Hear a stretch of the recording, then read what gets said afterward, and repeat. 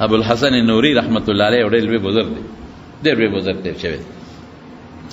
نو یو ځل یو کشته ته وخت کشته کې روانو، کشته کې منګي پراتو،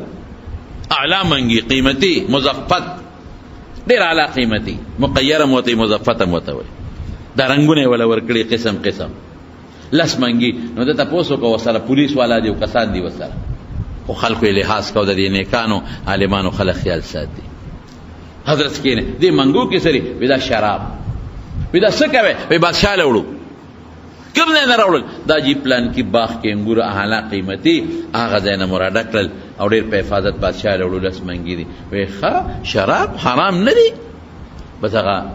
دغه ته وکتل پاغه کشته کې چې د لرګي پروتو اوچته کو چې ډډه ورکه یو مې وو او دا بادشاہ دی لری شه، بادشاہ بخپل کار کوي، بلې وو نه هي واجب وی پرې خو نه هي مات کړ. حقیقت نشو کولو چې دا خو د زمانه بزرګ دی، د خدای ولی دی، عالم دی، اوس کده نیسو مونږ چې غرق او تبا نشو. بادشاہ له یو منګي یوړو او بادشاہ ته ریپورټ ورسې چې سه مونږ خلاص منګي را په مخه کړو. ابو الحسن نوری رحمت الله علیه نه مات کړی وی پرې خو ویرای والے بادشاہ ته پیش کې پولیس گرفتار، بادشاہ ته پیش کو وی زما منګي تا مات کړل ویاو، تا دا جرأت ولې کو چې دا ما منګي دی ماتول. نو یو خاطب یو اللون بل خالو، یا به مت خوشاله ولې غلبم الله به مخپکو، یا به الله خوشاله تب مخپکولې. نو بادشاہ سلام استا قدر په مړ دی، خدای نه زیات نه دی. ویخه د اختیار چا در کړو چې دا منګي ماتول، ټیک شو دا منګي دی مات کړ، د اختیار خوستانه دی، دا خود ما دې د پاره یو ډله جوړه کړې ده، هغه ډله به امر بالمعروف او نهی عن المنکر کوي، ته نشي کولی. تعالی د اختیار چا در کو، مال رسول الله مبارک را کړی، هغه کوم دې در کړی دی، او هغه ماته وی چې من رأى منکم منکرا فليغيره بيده، چا چې ناروا ولیدل پلاس په باندې، فإن لم يستطع څنګه دی فبقلبه، نه فبلسانه، په جبه به باندې، او فإن لم يستطع فبقلبه، اي فليغير بقلبه، زړه کې به دا سوچ کوي چې کله طاقت مې کله پیدا شونه بندو دا به وای. مالا پیغمبر یا وی خدا وکړل چې دې مات کړل، نه زبس ټیک شو، تعالی پیغمبر اختیار درکو، خدا یو دی ولې پرې وی دا لومبه مې د الله د پاره مات کړ چې الله خوشاله شي، دویم مې الله له مات کړ چې ما خوشاله، نه مې مات کړل د الله خو چې لسم مې وو. نو شیطان یې وسوسه راچوله چې خلک به وایي چې دومره تکړه دی چې د بادشاه منګي مات کړل. دلته د الله سوچ ختم شو، بل سوچ راغی، ادا الله د پاره لسم چې مې ماتاو دا سوچ راغی چې نن به خلک زما ډېر صفتو کی، دنیا به وایي چې ابو الحسن نوري هغه سړی دی چې د بادشاه پرې ونه ساتله او منګي ولا مات کړ. نو په دې لسم کې نیت د خدای نو پرې مې او د حضرت علی رضی الله عنه واقعا مثنوی کې مولانا روم صاحب رحمت الله علیه په اشعارو کې لیکلی ده چې یهودي راو غورځاو او پسینه ولا کېناسته او توره را واغشتله او سری ولا پریکاو، یهودی لاندې نه لاړې پې توکړې اوچت ته پاسېده، چا ورته وی دا ولې توره دې را بل وخت کې به ګیرېږي، بیا به سره ګور مستې پرېږدم، چا ورته دا ولې لاړې در باندې وتوکلې، اوس خو یې دا غوسه ډېره راوسته، نو دې پرېښوده. وی نه، وی چې وختي ما راوپرځو او غورځاو مې، نو امې د الله نیت و چې الله خوشحاله شي، چې لاړې توکړې نو خپل سوچ راغی، خپل انتقام راغی چې لارې توکړې اوس د چې د پرېږدم، نو زه اوس د الله رضا ختمه شوه، دې وخت کې نه وجدم. نیت به د چا کوو؟ د رب العالمین د رضا. مونږ راځي چې الله خوشحاله شي، صدقه ورکړې چې الله خوشحاله شي، عمرې لځې چې الله خوشحاله شي، حج لځې چې الله خوشحاله شي. دا نه د یو سړي څه ګډوډ نوم لال حج چې واپس راغی، خلکو ورته خپل ګډوډ نوم بیا وی، یا لکه ماته حاجي صاحب وایه حج مې وکړه لکونه روپۍ مې ولګوله، څه پورې ماته هماغه زوړ نوم وایي، ما خو دې راوکړه چې خلک ماته حاجي صاحب وایي. هر څه لاړل برباد شو. مونځ چې څوک کوي نو هغه ته خلک مانځي صاحب وایي، زکات ورکی زکاتی سے بوته وای دا یو عزت ته لفظ سو کو تاجی سے وای خبره چې وتاجی سے وای سبا خبره نه نه خو دې نیت لري نه چې ما ته خلک جی سے وای خالص در رب العالمین در رضا ده پاره هر عمل چې مونږ کو د الله رضا ده پاره او چې د الله رضا پکې ختم شوا او ثواب پکې نشتا د عمل دې بیا څه پیدا ده دی وجنا رسول الله صلی الله علیه وسلم فرمای چې عمل کې نو زما د رضا نیتو کا چې الله راضی کوم او کل نیتو کا مزیدار نیتو کا نور نیتونه د سر نه باسا او دا نیتو کا چې زما رب زمانه خوشاله شي په دې عمل نو چې الله خوشاله شنو کمې بدسي الله دې زمونږ په اعمالو کې اخلاص پیدا کړي ورا نیت قیمتي شي نیتو کا بس خراب نیت دیو کا صوفی سے قصہ کرنا صوفی سے وہ شیخ الاسلام نامو مروگدہ گرا داغه پکلی کې ونه و خلکو به داغه اونې سره صدا ناروا اعمال کول چا به تورې وته ازوی ځان دولیو چا به ته بچی غوښتلو چا به بیماران بوتلل دونه د صاحب خرام لاندې به در نه خوا کول دا بدعات دا ګناه او ما فوق الاسباب کې چې د الله نه بغیر بل نه غواړي شرک خلق بتلونه سره چا شرکونه او چا بدعات او دا ګناه صوفی سے به چې د یو علاج دی ودای چې داونه د وای خوامه ونه وام جرله به ختم شي د ګناه تبرګې پوګه چې پوګه کدي اون روان شو پلار وته یو سړی ولاړو شیخ الاسلام سکه صوفی سے یا روی دا ونه د خلق د ګناه عمل وسره کوي او ټول دي خدای پرې خې دی ونه راټینګه کړی ده په خوا د مونږ په علاقه کې یو سورې شوه به مشرانو ته پته ده ماشوم با نا جوړ شو سورې شوه کې به ورو مانډه او باقی به راوسته باسوی دا جوړ شو او یو بل ونه وا د دې کندې په دې غاړه وا دې کندې د عثمانزو خلک ډب وای هرې په دې غاړه او په خوا نو چې چا به تبه شو نه غونه لبلاړه نه هغې کې به ډولکې پروتو ډولکې به راواغې ته غاړه کې به واچو هغه تبې والا او ډولکې به ډنګاو او څه به وي د ډب د غاړې لالا زه راغلی یم تاله چې ته مې خلاص کړه دې تبې د جنجاله دا سندره به وي د ډب د غاړې لاله زه راغلی یم تاله چې ته مې خلاص کړه دې تبې د جنجاله نو ګوره اوس به دې دار د تبې نه به دې خلاصوي خدای جوړونکی دی که بنده الله تبې نه به دې الله بچ کوي که بنده الله عقیده درسته که ټیټ کا ونو لازی او دا قصې پسې خلکو جوړې کړي ځانه بهر کیف خالق و مالک زمونږ رب العالمین دی جوړونکي بیمار راوستونکي زمونږ رب العالمین دی ژوند او مرګ ورکوونکي د الله په لاس کې دی عزت او ذلت دا ټول د رب العالمین په لاس کې دي د الله د وحدانیت د توحید مضبوطه کلکه عقیده دی الله زمونږ نصیب نو صوفی صاحب وایي چې داونه وامه دا خلق ناروا اعمال کوي چې دا جبې ختم کړم اصلي وته یې دا څه کې ونه وي هغه کې خو خکارم شته کنه سورې د خلق چې دی وته کینی ساروي ته لاندې تړي خلق نه کینه کوي نه نه نه پریدم خلق دې بل سورې ته کینی او بس وامه اخواشه وته وی ګورا څوک بر سره جنگو کی چې مونږ ته ساروي لاندې تړو مونږ ته سورې ته کینو ته ونه وي مکو نیک بخت خپل نیک عمل کوه خلکو توایا کړي د خلک ګولاله منې کوو نه سره به ځان له جګړې ګورې دی ورته نه نه نه نه ته باندې خوښوم دا ونه وامه زه او ورته وایي نشې والې سره په جګړه شو روان شو چې روان شو صوفي صاحب ته برګې کېښوده او هغه سړي له خانګو کې لاس ورکړو د ځمکې له راوبغاو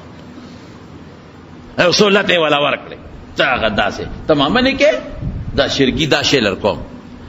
چې راوی بغاو چې پرېښوده روان شو سړی ولا بیا مخېله شو وی نه شتلې خوار شي یو ځل خو مې راوبغول بیا ولا خانګو کې لاس ورکو دا مازدیګر یې ولا د ځمکې نه راوبغاو او خو یو سهولت یې ورکړې درې څلور ځله یې راوبغاو هغه سړی ورته ویې صوفي صاحب یو خبره کړه پرېږده بس ته به ما زوره ورې مونږ دې ووال ور دې ډبولو خوږ دې کړو یو خبره درته کوم اخري خوښه بیا خپله ده یو روپۍ بدله در کوم درهم هر سار د بالښت لاندې به دې پروت دی خو دا ونه مه وه خلک یې سوري ته کیني او څاروي ورته لاندې تړي مسافر او تاسانتیا ده او تخپل نیکی کو روپے به در کوم بچولم ورکو خلکو دمغه او صوفي سے کې د روپے اورېدل کنه درهم او روپے ډېر ناشنا شي اړې اوګاره ده چلے اوګاره ده وی خدای دې ټول دوزخ ته بوزي مونږ به لګیو خپل نصیحت به ورته کوو په تندر ولې ونه وامه هلکه روپۍ به خامخی وی که نه وویې وه بس مونږ به خلکو ته نصیحت کوو نه دا خپل کار دی کوي خلک څوک د چا قبر کې نه سملي اوس شی بل خوا لاړ چې روپۍ راله دا شوه خبره واپس کور ته لاړ تبرګې کېښود چې سار را پاڅېد بالښ یې وکړه روپۍ پرته ده درهم بس صوفي صاحب خوشحاله دی بل اوس بیا پرته ده بل اوس بیا پرته ده چې څلورم ورځ چې بالښ اوچت کړ روپۍ نشته بالښ مالښ یې وسنډه چې تا برکې نه نهوتې تولې مولې وسنډله روپۍ کم ده تبرګي پوګه کو چې پوګه کو او روان شو اوس سړی ورته مخې څه کې یاره دا ونه وامه ولې وې یاره دا چرکي اعمال خلک کوي هلکه مه کوه خلک دې لاندې سوري ته کښېنېده نه بس نه پرېږدم زه ستا پلار به لاړ شي په جګړه شو چې په جګړه شو هغه سړی پې زورور شو صوفي صاحب اوچت کو د ځمکې را وبغه او ښې یو څو لتې وواو دی بیا وایزم هغه بیا اوچت کو دا صوفي راوغورځو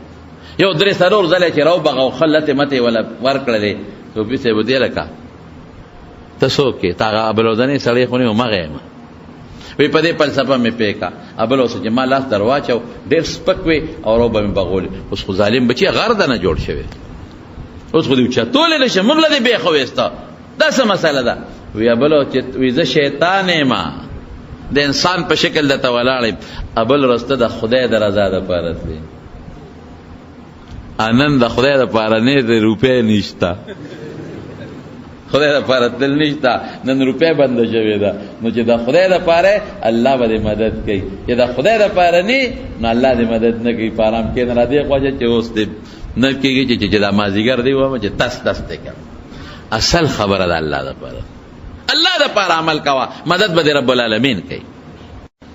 یو ډېر لوی بزرګ تېر شوی دی حبیب عجمي سود خور او سود به کو او خلقو له به پیسې ورکولې هغه اصل سرمایه به خلقو سره پرته و میاش په میاش به دې سودونه راغونډول یو ځل کور ته راغی کور ښځې ته وایي ډوډۍ راوړوي اسم نشته نه تا څه راوړي دي وی نشته وی اوس دقه دې ځم لاړ یو سړي له ورغې د سود پیسې ورسره وې هغه به خشاک خرڅو هلکه راکړه سود کې خشاک راکړه جیواله پنډې راوړه ویې غورځو بل نه لاړ هغه سره سود پیسې وې راوباسه هلکه پیسې زما سود غوښه پکې را غوښه یې ترې راوړه بل نه غوړي بل نه بل شی بل نه بل شی د سود په پیسو چې چا سره د سود پیسې وې هغې کې یو سودا راوړه کور ښځې ته ویې واله څه نشته خو چې په دې لاره به ته که نه نو دې ماشومانو به تې منډې والې هغه د حبیب سودخور را روان دی دې خوا شی ګورې که د ده سورې در باندې راغې د خدای په غضب او په قهر باخته شو خلکو به یې د سوري نه ځان ساته هلکه لږ دې خوا شغاړې ته شه هغه سودخور حبیب بیا راغې منډه کې ماشومانو به تې منډې والې او دې په دې پوهېده چې دا ماشومان زما نه منډې وایي او ما نه نفرت کوي چې کور ته یې هر څه راوړل ښځې ته یې وی دا باندې که غوښه مخې یې باندې کړه غوښه کې سمسی وایي دې کې یو سوالګري سوال وکړو خیر راوړی د خدای په نوم نو هلکه یو کټوی در یو سمسی ورکه د خدای نوم یې ظالمه درته واغېشته د الله د نوم نه حیا نه کې نو دا آواز ورکه هغه دغه لا سوالګري لا وی ځه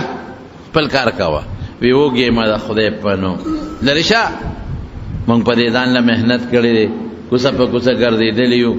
سنډا ګرځې را ګرځې او په تیارې پسې د خلکو له سوالونه کې وی د خدای په نوم غواړم وی ځه نشته ښځه ورته وی ظالمه د خدای نوم یې درته واخېست وی چپ دا یې د پلار مال نه دی دا ما ګټلی سوالګری لاړ چې سوالګری لاړ او د غوښه پخه شوه او کټوی ده اور نه کوزه کړه پلیټ کې غوښه چولو څنګه غوښه راوېسته او پلیټ کې واچوله ټوله وینه وه خوروا ټوله وینه ده یا خدای پاکه ښځې ته ویه ښځې دا غوښه دا خو ټوله وینه ده دا څه شو وی ظالمه ای ظالمه سوالګري د خدای نوم درته واخیسته نو تا هغه سوالګري له د هغه حق د خدای په نوم ورنه کړه د خدای د نوم بېعزتي دې وکړه قدر دې ونه کړه نو الله تا باندې مرامه کړه خدای در باندې ارامه کړه او یقیني خبره ده چې دا چا سره څومره مال زیاتېږي که نه او پیسه زیاتېږي دا د حرص نور هم زیاتېږي دا ګوره د رسول الله مبارک خبره ده چې پیسو زیاتېدو سره که یو سړی وي زه به بند شم نورې به نه ګټم دا غلطه خبره ده دې سره به د حرص نور هم زیاتېږي نبی کریم صلی الله علیه وسلم یو ځل کور ته راغی چې کور ته راغی بیبي ته وایي د خوراک څه شته وی یو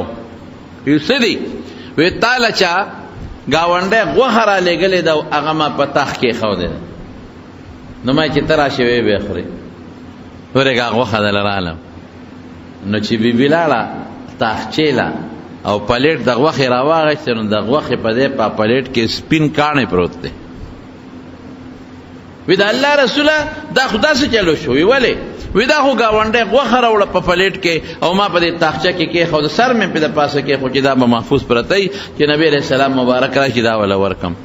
اخو اوس ما را واخیسته او پقه پلیټ دی سر مې ته لرې کړه چې مې وکړه هغه خو سپین کاڼی دی رسول الله مبارک دې تپوس وی چا څه غوښتې خو نو څوک راغلی خو نو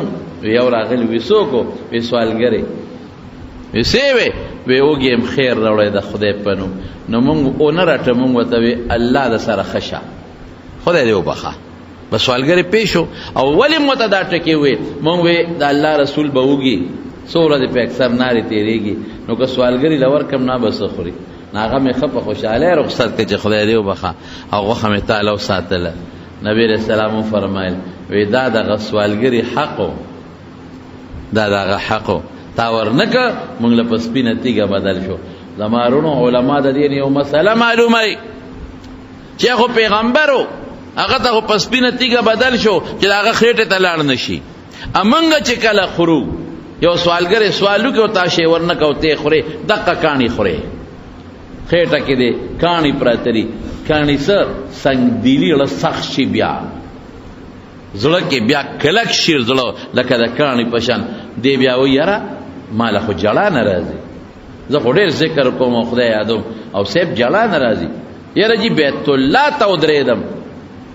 او مقام ابراهیم سره ودرېدم او میزاب رحمت لاندې ودرېدم او د بیت الله دروازې سره او چې کوم خاص دی د ملتزم هلته ودرېږم خو ما له جړا نه راځي ولې جړا نه راځي پر دې حق دی په دې خېټه کې دننه پروت دی او ستا زړه هغه پردي حق زړه یې دله د کاڼي کړی دی نو تاله به جړا ده کوم نه راشي نو هغه خو چې مونږ وخورو مونږ ته خو په ظاهر کې غوښه ښکاري وجود راله سخت کې راله سخت کې خو رسول الله مبارک باندې خدای دغه خوراک خوري نه نو هغه ته ظاهر کې خدای خو چې دغه کاڼی سوالګری چې کلم سوال وکړي او د الله نوم درته والي د خدای په نوم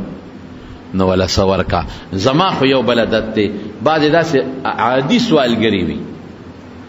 هغوی وږي نه نر ني هغوی سره پیسه ډېره زیاته ماشومان واړه واړی داسې ګرځي په دې لارو کوڅو کې په دې پیښورونو کې څوک ګاډي پاکوي او سوال دنه کوي پیغلې جنکۍ ګرځي او سوال کوي زه وایم دې خلکو له مه ورکوه رټیم دا په سوال مه بلده و دا ماشومان چې تم ورنکې بلم ورنکې بلم ورنکې ځان له بس روزګار پیدا کړي او چې تم ورکې بلم ورکې چې یاره ماشوم دی پورې غړه کې به م پې رحم راشي نو به د سوال بلدي وګرځي بیا وروسته د خلکو نغلاګانې کوي یا دغه پیغلې جنکۍ چې په دې ښاریو کې ګرځي او درنه سوال کوي مه ورکوه وله رټم د خدای د نوم احترام په خپل ځای دی ولې دا چې سوال سره بلې دي سبا په ګناهونو سر دی بیا پیغلې جنکۍ په پارکونو کې ګرځي او په لارو کوڅو کې ګرځي او چې تم نه ورکې بلم نه ورکې کور به کېدې نه به راوځي او که پې پېښ شو چې دا ماشوم خو سړی په اندازه پوهېږي دا ماشوم خو محتاجه دی مور به چې د یتیم دی څوک به نه ورکاواله چې پېښ وی چې دا زنانه ده او دا محتاجه ده ډاکټر ته محتاجه ده په اندازه سړی پوهېږي انسان ګیا نه خوري په دې پوهېږي بیا وله ورکه خدا خدای په نوم شی ورکوا او رټل بکوا او کله سره نی بس وې خدای دې وبخا. یو سړی او ښځه ناستي په یو کور کې او د دې ښځې خاوند یو بل سره محبت ډېر زیات دی او خاوند دې شوم او ښځه سخي ده. سوالګری سوال کوي خیر راوړی خدای مو بخا دا الله په نوم راکې. دې ښځې زر پلیټ ده خوروانو د غوښې نه ډک او روټۍ پې د پاسه کړه او سوالګري لوړي خاوند دې څه کوې وی د خدای نوم یې وغوي کېره د پلار د پوره دی راوړی داسې وله پې د ماشین شو په نورونو منډې زه وم مزدوري زه کوم او بس د پلار کور دی دغه دې ډکه کړه کاسه د غوښې نه او سړي لوړی کوي دې زم خدمت کوم دې کوي زمړ ډیواب را پیدا کوم دې سره پاره سوټا ګرځي دې دې را پیدا کوي کړ وی دا هلکه نشته سوالونه مه کوه. ښځه نیکه ښځه وایي د خدای ظالمه دې سړي ته مه ګوره د خدای نوم ته وګوره دې سړي ته مه ګوره چې غټ کټ دی د الله نو ته پرېږده د الله نو بس زما مال دې نه ورکوم. سړی غریب رخصت که او ښځې ته وي کېږده دا کټوی دا خوروا او دا غوښه واچو په دې کټوی کې ډوډۍ کېده. ډېره موده پکې تېره شوله دې ښځې خاوند روانه راغله په بله مسله روانه راغله چې روانه راغله دې سړي دې ښځې ته طلاق ورکړه طلاق یې ورکړه بس هغه د کوره لاړه پلار کره بل ځای خاوند و. هغه خاوند ډېر نیک سړی و ښه سړی و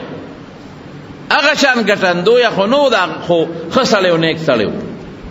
ناستی دا دویم خاوند سره دا ښځه ناسته سره روټۍ خوري دقسې یو سوالګرې راغی اواز یې وکړ خیر راوړی خدای مو بخا. دې ښځې وی چې یاره هغه بل خو زه رټلی ومه هسې نه چې زه بیا کاسه ډکه کړم دا سپېره مې ونه رټي چې زما مال ولې خلکو له ورکې نو دا لږه غلې وه. دا خاوند ورته وي هله شابه پلیټ ډک روټۍ ورسره واله د خدای نوم چا واخېست هله زر وله وړه او ښځې ګورې زما مال دی په دې ځان پوه که چې چام د الله نوم واخېست او د نه غوښتنه وکړه نو هسې به نه رخصتې لږ شی به له خامخا ورکې خو ورکوه. د خدای د نوم قدر پکار. ښځه خو لا ښه وه سخي ښځه ده خاوند یې هم سخي دی چې کټوی نه غوښه خوروا را واخېسته ترکاري روټۍ هم را واخېسته او بار ووته دقه ده چې لږ پس دا ښځه راله په دې سترګو کې اوښکې کرکړې ګرځي. یا سړي یو ناشنا شی مې ولیده وی څه دې ولیدل وی هغه سپېره چې ما وله هغه روټۍ یوړو ترکاري دا خو زما غزول خاوند و ما ته خو ډېر فریاد وکړ چې ښځې زه خو تباه شم غرق شم مال غرق شوی تباه شوی دی اسم نشته او د خدای خاطر وکړه ماله نوړی روټۍ راوړه ها واخله دا روټۍ اخو هغه سپېره زما هغه خاوند و اخو غرق شو فقیر شو مسکین شو دا خو هغه و دا څه مسله پېښه شوه. خاوند ورته څه وایي وی د دې نه ته ناشنا ویمه وی د دې نه به څه ناشنی وی که دې خیال و نو ته د سره ناسته وې روټۍ هم خوړه او یو سړي سوال وکړه او تا روټۍ او ترکاري را واخېسته خاوند دقه خاوند ته وی چې مو ورکوه مو ورکوه یاد دي دي وی هغه زومه زه اما سوال کړی و درته ولاړم تاسو راله سره نه کړل مال هغه مال خدای هغه نه واخېست مال هغه خدای راوسته د هغه در کې زه ولاړم نن خدای زما درته ودرو هغه را نه کړه د ماله کې خدای واچولې چې اوشې ورکوه واله. د خدای د نوم احترام کوه دا رزق او دا مال دا زما ستا په لاس کې نه دی دا د الله په لاس کې. یو سړی به ډېر زیات مالداري په داسې غضب او قهر به ووړي چې ټول مال به تباه او برباد شي خالی لاس به پاتې شي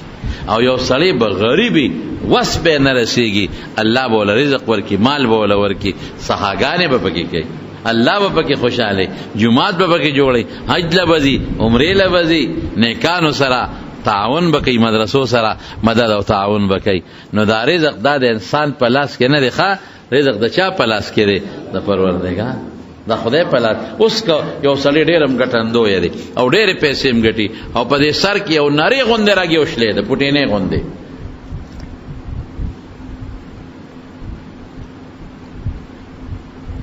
ما ته یو ډاکټر صاحب خبره کوله وی په انسان په دې سر کې یو کوټینې غوندې شی د انسان د دې نوک عمره دی د انسان د نوک عمره یو پرزه ده په دې سر کې او د هغې نوک عمره پرزې څه کار دی د انسان چې دا ګرمي یخني پیژني د هغې کار دغه ډیوټي ده.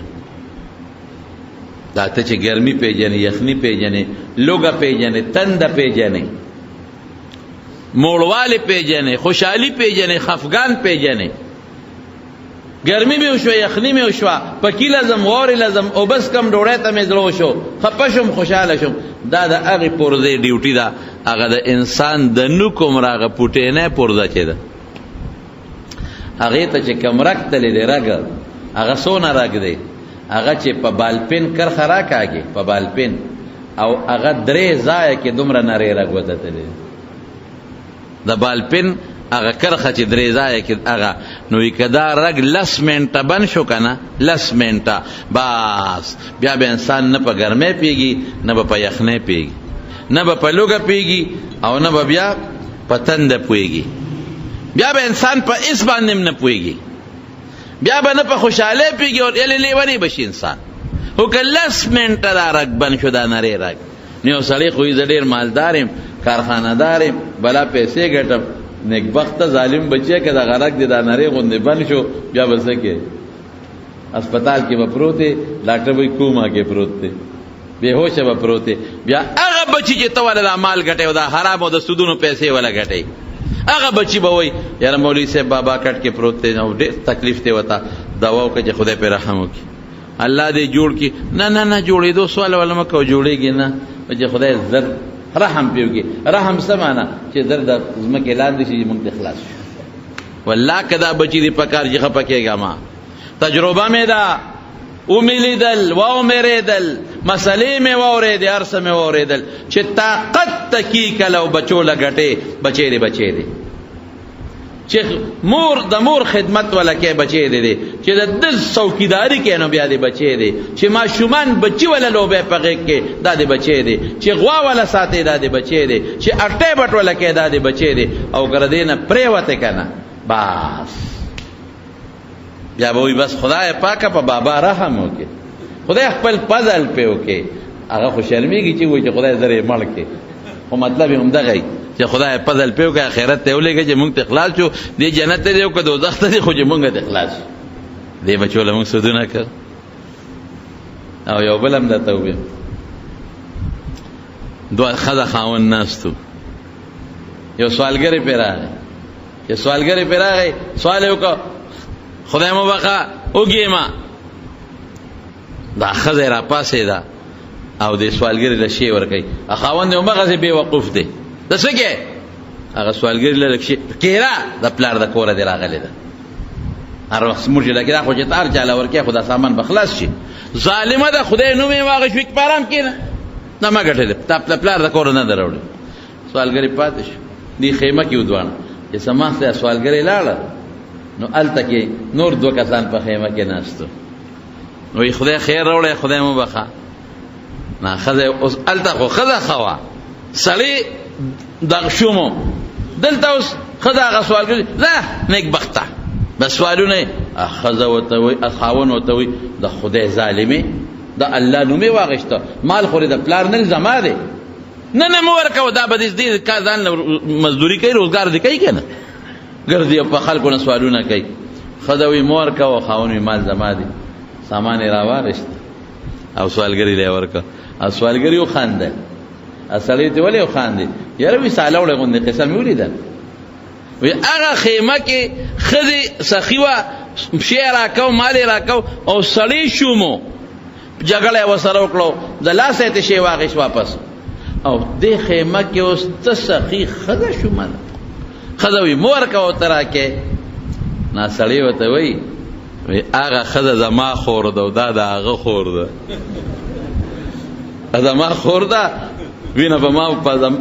کې او په هغې کې یو مور پلار وینه چلېږي، زما خور ده، زم سخي مغم سخي، او دا د هغه خور ده، څنګه چې هغه رزیل دی او شوم پړق دی، دارنګې دا هم رزیله ده او شوم پړقه ده. خبره مې دې پورې کوله چې سوال ښه شی نه دی، سوال نه به ځان ساتي، خو که سوال هم ښه شی نه دی. ولې؟ رسول الله صلی الله علیه وسلم یو صحابي دی، حضرت حکیم ابن حزام رضی الله عنه، هغه یو ځل راغی د نبي علیه السلام نه سوال وکړ، ورې کول، دوباره بیا سوال وکړ، بیا ولا ورکړ، دې باره بیا سوال وکړه بیا ورکړه بس نبی علیہ السلام ته حکیم وی داسې مه کوه الید العلیا خیر من ید السفلا بره لاس غوره دی د لاندې لاس نه ورکړه کوه غوښتل مه کوه لاندې لاس دا معنی چې غوښتل مه کوه سوال مه کوه که څوک درکوي نو خیر دی هغه اخله اخو حدیث پکې موجود دی حضرت عمر فاروق رضی اللہ عنہ فرمایي یو ځل مال نبی اسلام پیسې راکړي ایما ته چې آته افقر من الله رسوله زمانه بلکم محتاج هغه له ورکړي زه د وخت محتاج یم وی علیه السلام اوفن خذه واخلا فتموله خپل مال او خپل ملک وګرځوا ثم تصدق به کستا وتاجتنی نو بیا تبل الله ورکړي کبر مکو چې څوک شي درکې انکار مکو خامخ اخلا اجتی خا او کا جتنی نو خیر دی واخلا بل چاله ورکا نو الید العلیا بل ورکون کې خیر من ذی